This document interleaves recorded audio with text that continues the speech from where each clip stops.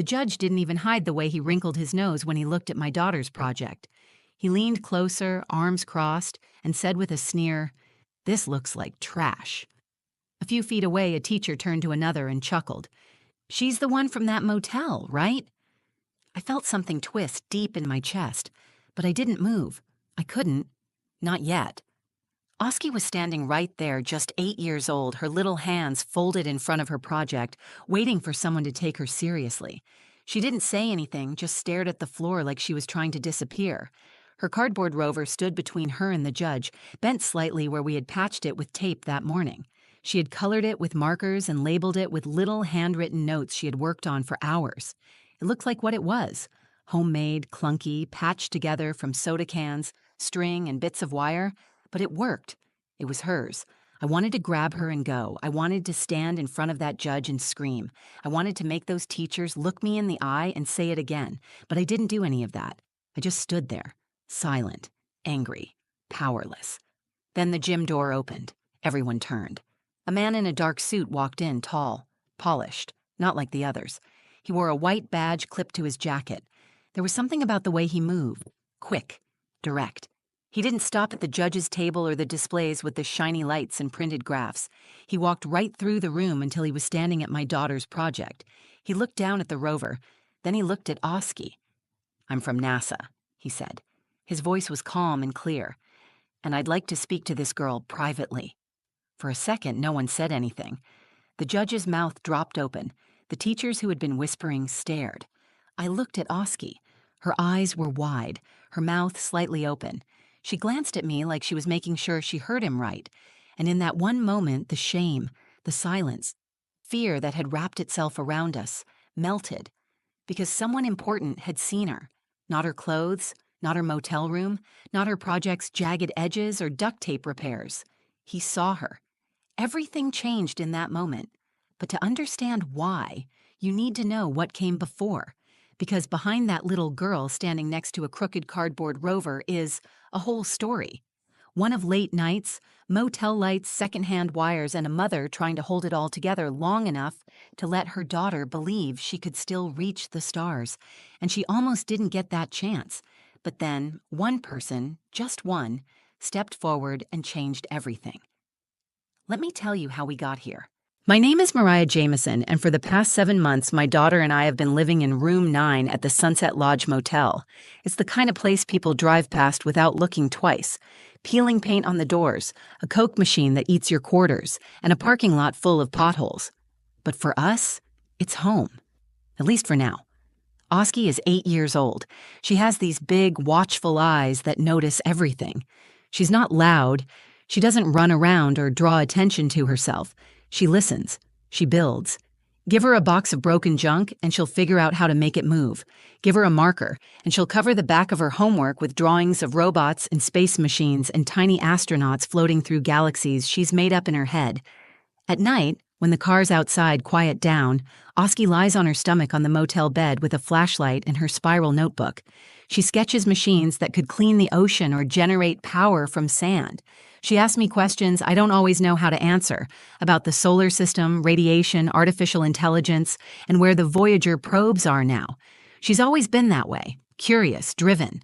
She doesn't care that her shoes don't match or that she wears the same 3 outfits in rotation. She cares about building things that matter. I work nights at a gas station on Route 4 and clean rooms at the same motel where we sleep. Every dollar I make goes toward our weekly rent, food, and whatever little supplies I can get for Oski's ideas. Most of the time, it isn't enough. There are days I have to say no to snacks, to new notebooks, to the glue sticks and AA batteries she always seems to need, but she never complains. She saves scraps, plastic, wires, metal tabs, and sorts them into a shoebox she calls her parts drawer. She finds possibilities in garbage. When Oski brought home the science fair flyer 3 weeks ago, her hands were shaking. She looked up at me like she was asking for something bigger than glue or batteries. "Do you think I could enter?" she asked. I smiled. I said yes before I had any idea how I'd make it work. She started building the next day. Her idea was simple but bold. A Mars rover made from trash that could turn waste into fuel. Because astronauts shouldn't have to bring fuel with them, she told me. They could make it right there using what they have. We didn't have money for a kit. She didn't ask for one. She scavenged parts from an old fan behind the motel dumpster. She stripped wires from a busted radio someone had left in the laundry room. I found some cardboard at work. One of the motel guests gave her a roll of duct tape when they saw her working in the parking lot. Slowly, it came together. Oski's hands were covered in glue and ink. Her arms had little red scratches from pulling apart wires. She was completely focused. It was the happiest I'd seen her in months. I wanted to do more. I wanted to buy her a clean display board, a name tag, maybe even a new outfit for the fair. But when the car broke down and I had to pay for a tow, all of that slipped away. I ironed her best shirt. I combed her hair into a neat braid. I told her how proud I was. She nodded but didn't smile. She was nervous and I could see it. Not about her project, about the people, about being different, about being seen. The night before the fair, she looked up from her notebook and asked, "Do you think they'll laugh at it?" My throat tightened. I wanted to lie. I wanted to say no, but I had promised her I'd never lie about the important things. "Some people might," I said. "But you know what's amazing about your rover?" She waited. "It works." And it did. It clanked and hummed and lit up when the wires connected just right. It wasn't pretty. It wasn't polished, but it was hers. She had imagined it, built it, and tested it. She had done something real. The next morning, we carried it into the school gym in a cardboard box. The room was full of voices and poster boards and nervous parents. I helped her set up her table, then stepped back. She stood there, quiet but steady, next to her rover made of trash. She didn't look like a winner, not to the people judging her from a distance, but I knew what it had taken to get here. I knew what she had overcome just to stand in that room, and I had no idea what was about to happen next. The gym was packed. Parents milled around in clusters, some holding coffee cups, others crouched with phones, filming their kids beside bright, symmetrical poster boards. There were tables with blinking lights, baking soda volcanoes, solar-powered toy cars with chrome wheels. Every project looked clean, colorful, professional, like someone had ordered them off a science fair website. Oski's table was shoved in the corner near the utility closet. Her display board was bent at one corner, handwritten in black marker with small, careful letters. Her rover sat at the center, made from cardboard and soda cans, copper wire, and duct tape. It wasn't shiny. It didn't have lights, but it moved. Slowly, awkwardly, but it moved. She stood beside it with her hands behind her back, waiting. I stayed near the bleachers, pretending to scroll through my phone, watching her like a hawk. She scanned the crowd with wide eyes. Her shoulders were stiff, her mouth tight. Every so often, she'd whisper a line from her presentation under her breath. The judges made their rounds. They were 3 people, a man in a maroon sweater, a younger woman in heels, and an older man in a gray blazer who seemed to be leading the group. His name tag read Mr. Penrose. He didn't smile. He took notes quickly, barely looking up as students explained their work. The kids with polished displays stood taller as he approached. Oski shrank. They reached her table near the end of their loop. Mr. Penrose stepped forward, arms crossed, scanning the display board. His eyes landed on the rover. He didn't greet her. "What exactly is this?" he asked. Oski cleared her throat. "It's a Mars rover that recycles trash into fuel, so astronauts don't have to bring their own—" He cut her off with a short huff through his nose. "This looks like trash." The words hit the air like a slap. Oski's face froze. Her eyes flicked toward me. I didn't move. Mr. Penrose turned to the younger judge, not even lowering his voice. "Is this from a kit?" "No," Oski said quietly. "I made it myself." "That explains it," he muttered. He reached out and nudged one of the wheels with a finger. "It's falling apart." A teacher nearby leaned toward another and whispered. She didn't realize I could hear. "She's the one from that motel, right?" The other teacher laughed under her breath. "Makes sense." Oski heard it too. I saw her shoulders twitch. She took a tiny step back, almost behind her table. My fists clenched, but I stayed still. I knew what would happen if I made a scene. They'd say I was emotional, that I was setting a bad example, that I was just proving a stereotype. I'd lived that before. This wasn't about me. This was about her. She didn't cry. She didn't run. She just looked down at her shoes and stared at them like they could take her somewhere else. The judges left without a thank you. Mr. Penrose didn't even mark anything on his clipboard. They moved on to a project involving a mechanical arm with a glowing blue button. I walked over to Oski. She didn't look up. "You okay?" I asked softly. She nodded. Her chin trembled, but she didn't speak. Her hands were clenched at her sides. "You want to go home?" She hesitated, then shook her head no. I wanted to lift her into my arms and carry her out of there. I wanted to scream that she built something real, that she was 8 years old and had figured out how to simulate energy conversion with things people had thrown away, that she didn't need a $200 kit to create something smart. But I didn't say any of that. She stayed by her table. Her face was calm, but I could see it. She was humiliated. She had walked in, hopeful, and they made her feel like she didn't belong. I crouched beside her and whispered, "Your project is smart.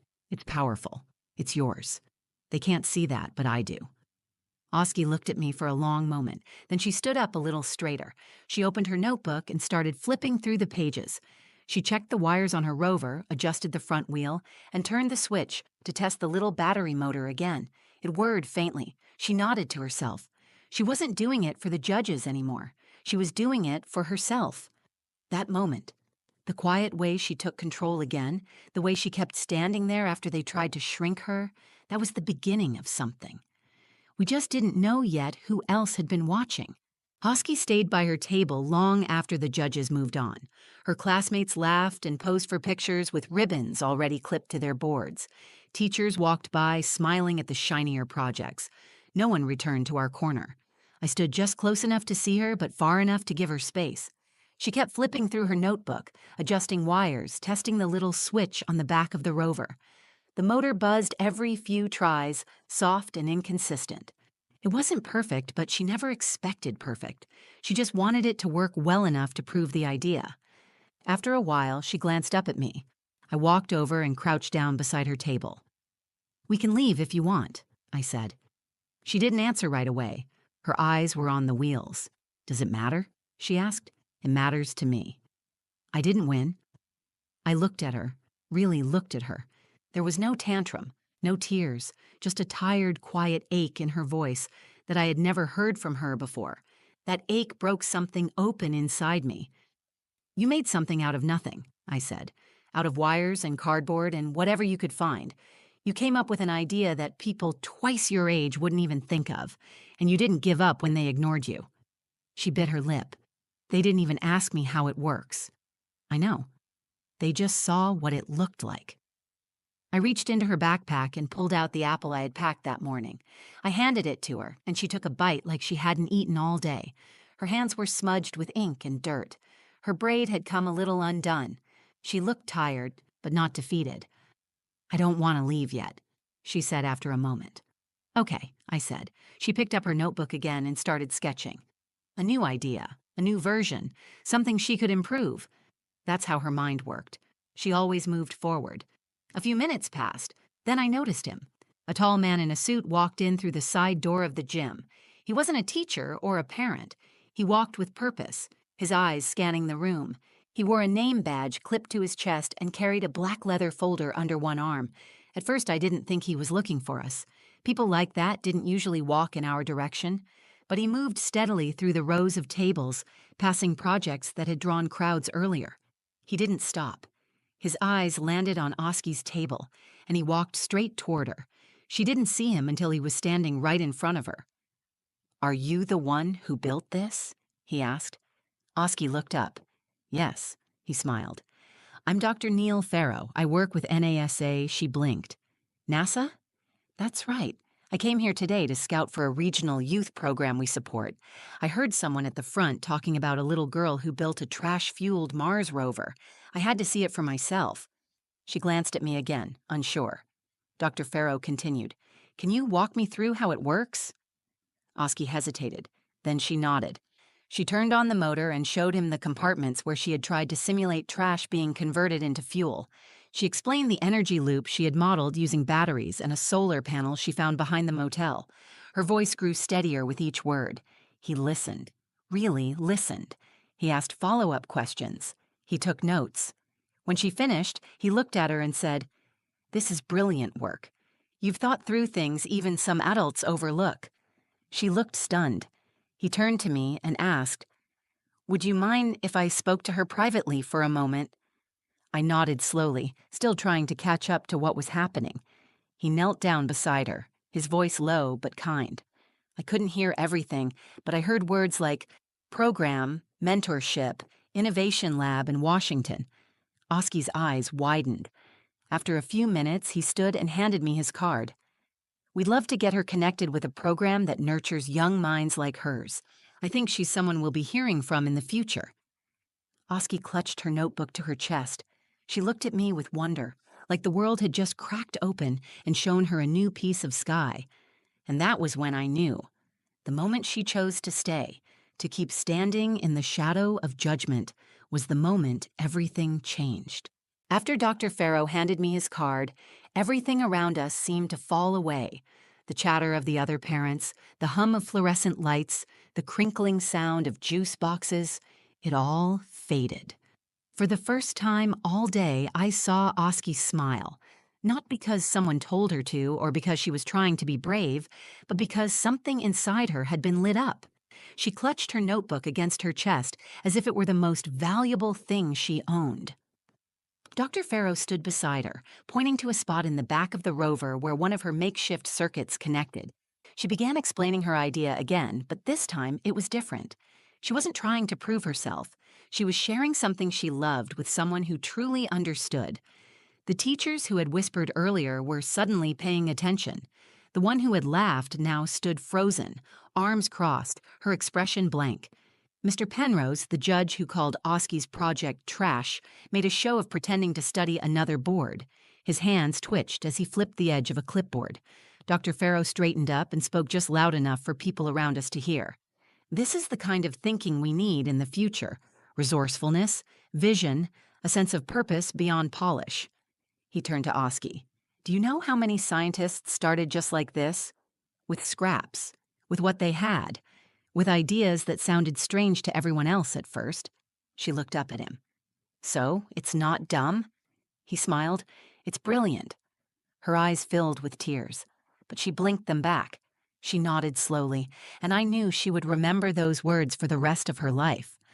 Dr. Farrow handed me a folder.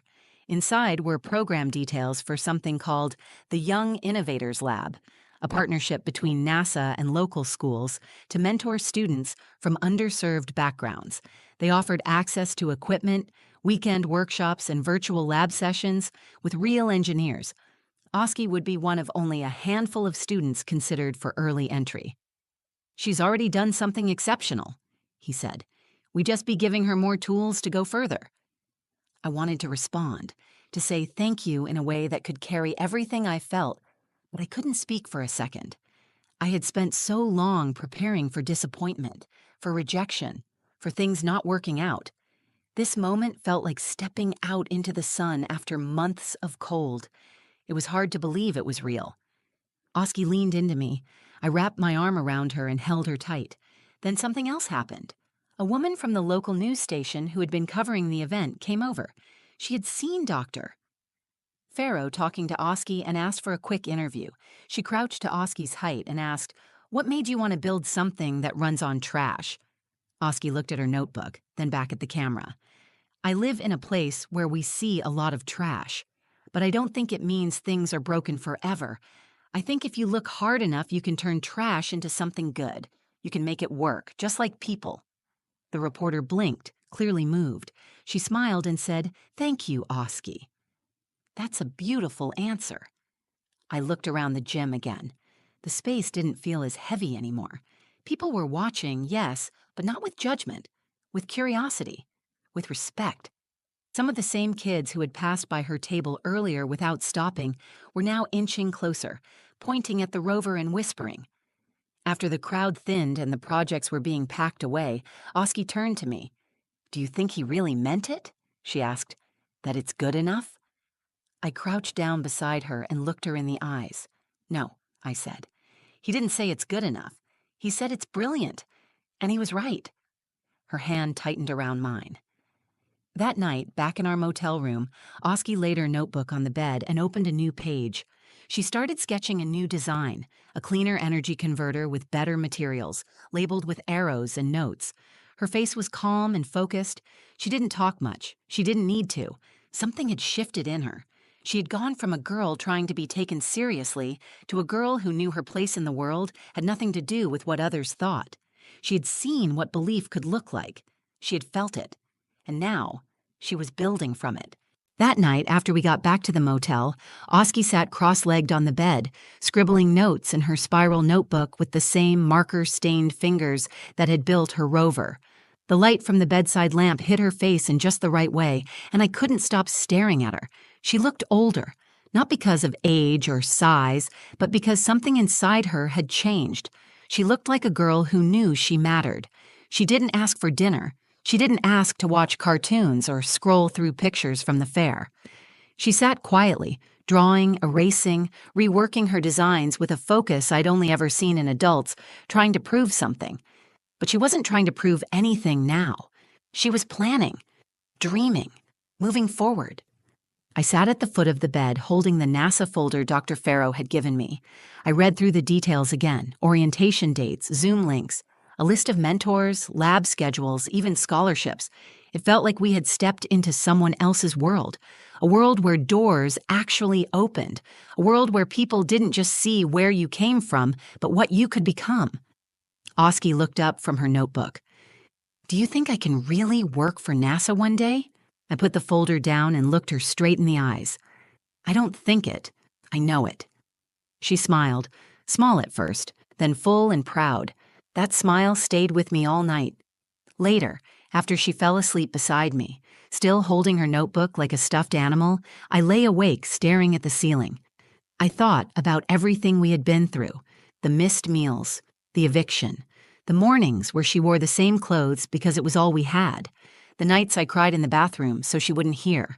I thought about every time I worried I wasn't enough for her. But that day, at the science fair, she didn't need me to fix anything. She didn't need me to protect her from the whispers or correct the judge. She needed me to believe in her, to stand beside her, and to let her keep going. She did the rest on her own. That was the lesson. Not just for me, but for anyone listening. Children don't need perfection. They don't need polished tools or fancy clothes or a big house to feel worthy. They need someone to see them, to believe them when they say they have an idea, and to step back just enough so they can rise on their own. I had spent so long trying to protect Oski from how ugly the world can be that I almost missed how strong she already was. Not angry, not loud, quietly relentless. She didn't fold when they mocked her. She didn't give up when the judges ignored her. She stayed. She kept standing next to her project. She stayed with her truth until someone important saw it too. The next week, we got a call from the school. They wanted to feature Oski in the district newsletter. They had seen the news clip. They wanted a photo of her rover. I said yes. Then I asked if they had space in the school library where she could work on her new design after hours. They said they'd get back to me. 2 days later, they gave her a desk and a drawer of her own. Things didn't magically change overnight. We were still in the motel. I still worked the night shift. But now, there was a path. There was a plan. There were people who saw Oski as something more than a motel kid with glue-stained fingers. She had become a girl with a future. And I will never forget the way that happened. It didn't come from an award or a prize. It came from courage. The kind you don't always see from the outside, the kind that says, "I built this, I believe in it, I believe in me." The world tried to tell my daughter she was nothing. She proved them wrong. Now, when people ask me what happened at that science fair, I don't talk about the judge or the teachers or the unfairness. I tell them what really mattered. A little girl stood beside a wobbly cardboard rover, and someone from NASA saw a rocket in her hands. If this story touched you, if it reminded you of someone who's ever been overlooked, underestimated, or made to feel like they didn't belong, share it. Because someone out there needs to hear this. Someone out there needs to be reminded that where you come from doesn't define how far you can go. If you believe in kids like Oski, kids with big dreams and rough starts, give this video a like. It helps us keep sharing stories that matter. Drop a comment below and tell me what this story meant to you, or share your own. I read everyone, and I'd love to hear from you. And if you haven't already, hit that subscribe button and turn on notifications. There's more to come. More real stories, more voices that deserve to be heard. Thank you for being here. Thank you for listening. We'll see you in the next one.